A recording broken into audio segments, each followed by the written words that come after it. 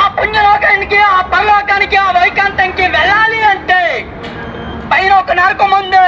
ఆ నరకం నుంచి తప్పింపబడాలంటే ఈ పాపం నేను పరిశుద్ధుడు నిన్ను ప్రేమిస్తున్నాడు. ఇదిగో మీ గ్రామంలోనే మరి ఇక్కడే దేవుని ఒక మందిరం ఉంది. ఆ మందిరానికి వెళ్ళండి. మీ పిల్లల కోసం, మీ కుటుంబాల కొరకు ప్రార్థిస్తారు. మానవుడికి భక్తి కావాలి. భక్తిలో జీవించిన ఏ మతం, ఏ వ్యక్తి అయినా సరే భక్తి చేసిన వ్యక్తి చెడిపోడు. భక్తి చేసిన వ్యక్తి మంచి మార్గంలో నడిపిస్తాడు. ఈ దినాన్ని మన దేశానికి, మన జిల్లాలకి గుళ్ళు ఉన్నాయి. రామ మందిరం ఉంది, శివాలయం ఉంది, చాలా ఉన్నాయి. అయితే యేసుక్రీస్తు ప్రభువు వారు ప్రేమిస్తున్నాడు.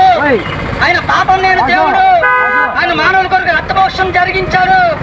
ఆ పాపం నేను దేవుని తెలుసుకుంటే పుణ్యలోకం, పరలోకం అని ఆ నరకం నుంచి తప్పింపబడాలంటే ఈ పాపం నేను దేవుని తెలుసుకోవాలి.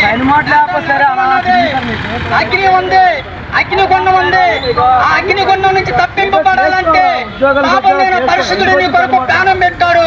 ఆయన తెలుసుకుంటే పరలోకం, పుణ్యలోకానికి వెళతావు. లేకపోతే నరకమైనది అవుతుంది. యుగ యుగాలు కాలుతావు. ఒక పక్క నుంచి కాలుతూ ఉంటే, మాంసం పడిపోతుంటే అక్కడ కేకలేస్తే ఎవడు పట్టించుకోడు. భూమి మీద ఉండగానే నువ్వు మారు మనసు పొందితే స్వర్గానికి వెళ్తావు, పుణ్యలోకానికి వెళ్తావు, వైకంఠంకి వెళ్తావు. దేవుడు కుటుంబాన్ని, మీ పిల్లల్ని, మీ భార్యలు దేవుడు దీవించి ఆశీర్వదించును గాక.